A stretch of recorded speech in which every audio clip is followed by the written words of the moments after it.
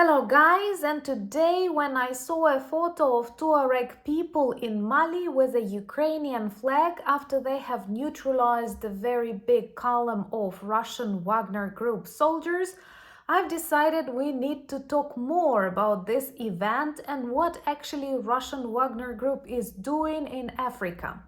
If you have a question why Tuaregs decided to demonstrate a Ukrainian flag, I have an answer. Because lots of Ukrainian intelligence officers are working everywhere in the world to neutralize Russian invaders, and many of them were actually stopped in Africa.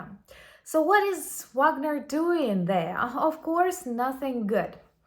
Actually, in this story, there are no good guys, but I believe it's important to understand how Russia tries to expand its criminal, military, and economic influence in the countries of Africa. And believe me, I know a lot because my parents worked for 2 years in Mali. They were doctors, they were dentists, and I know lots of stories how actually the Soviet Union, actually with the help of my doctor parents, tried to seduce this country, and now many African countries repeat this mistake and become more and more dependent on the Russian Federation, which is always a bad choice. So let me tell you more about this successful special military operation of Tuareg people against the Wagner mercenaries from an ordinary but experienced Ukrainian perspective. My name is Anna. I'm from Ukraine, I'm in Ukraine, I love my country, and if you want to see Russia defeated, join the community of our channel, subscribe and share the videos that you like. That's important. So, from the news, we know that on Thursday, one of the major battles began between the Tuareg people, nomadic peoples of Mali, and Russian mercenaries, Wagner group, that works in many African countries to safeguard Russian criminal and economic interests. No, not the safety and security of African countries. Many of you know Wagner group because of the crimes they have committed around Bakhmut. We definitely remember the leader of the Wagner group, Prigozhin, who even started a march to the Kremlin and then, of course, died in an airplane crash on the 23rd of August, almost a year ago. Well, everyone knew this would happen to him after he started criticizing Putin, and I will link this video to remind you about the event. But Wagner Group did not disappear. First it moved to Belarus and then back to Africa. They have participated in a number of bloody operations in Syria and in many African countries. What is even worse, they try to expand Russia's influence there and closely cooperate with the Ministry of Defense, which is actually in Russia the Ministry of Attack. Wagner Group in Africa is responsible for a number of crimes against African civilians in Central African Republic and in Mali. In 2020, there was a coup in Mali with a military group coming to rule the country. Then in 2022, they decided to break up with France and stop working with French peacekeepers and invited Russian mercenaries. And that was a huge mistake because Russians use African countries as a platform to sell weapons. Weapon trade is huge, and the majority of these countries and rebel groups are using Russian weapons.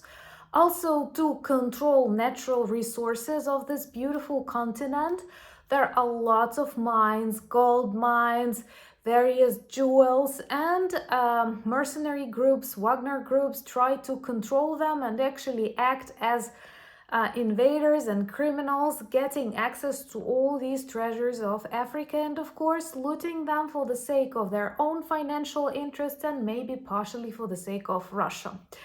And they back up various chaotic regimes that arise from time to time in different parts of the continent, because during the chaos it's much easier for them to get access to resources, money, and to continue uncontrolled weapon trade.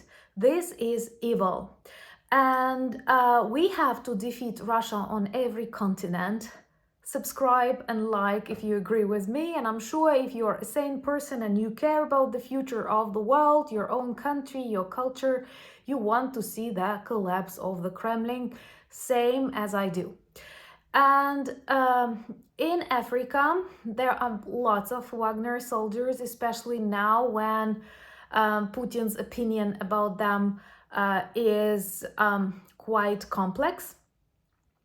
But at the same time, they continue to cooperate closely with the Ministry of Defense and provide them with necessary information, and also developing the network of Russian military bases in Africa, which they can use when they want to threaten more world countries. That's why it is so beautiful that Tuareg people that do not have long-range missiles or F-16s are not afraid to neutralize Russian soldiers on their own land, because unpunished evil grows, and we see that when we listen to more and more speeches of dictator-style leaders like Xi Jinping, Kim Jong-un, or even Erdogan.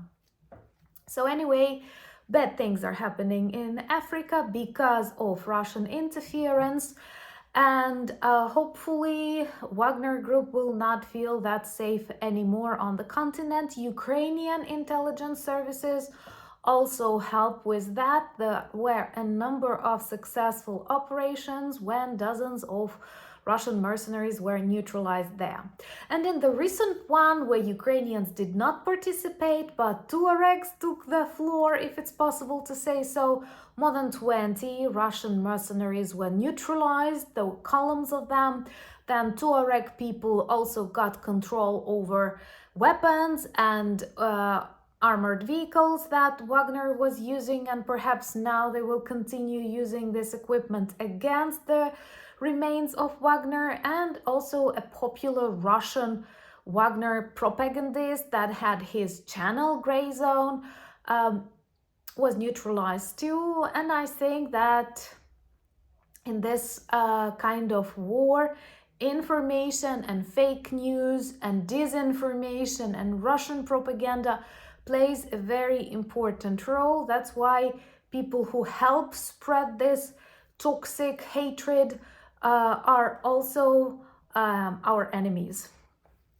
So this is definitely a successful operation. Once again, there are no good guys here, but it's quite obvious that Wagner Group should not be in Africa. The only reason why they are there: money, trade of weapons, development of more Russian military bases in Africa, and causing more chaos and troubles to Africa, Europe, Americas, Australia, and potentially Mars and Venus. I'm actually wearing the bracelets from Mali, which my parents brought after 2 years.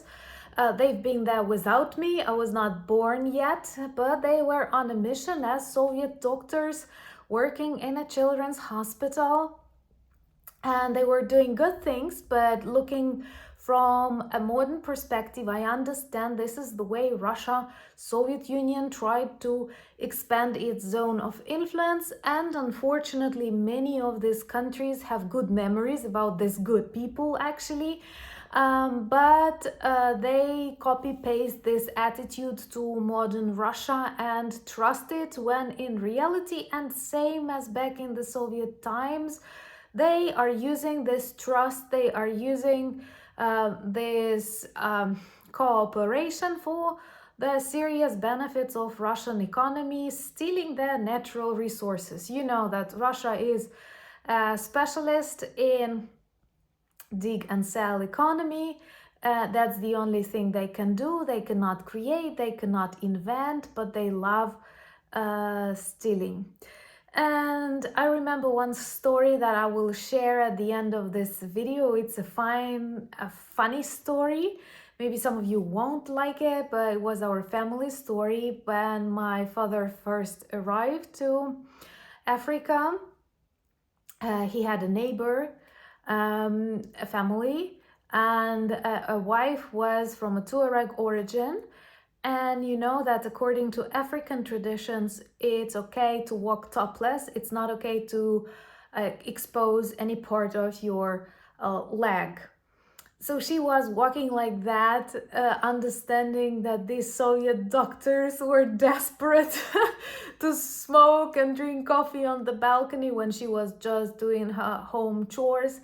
And it's actually fantastic how different and diverse our world, and how can we get in really funny situations depending in what cultural context we were brought up.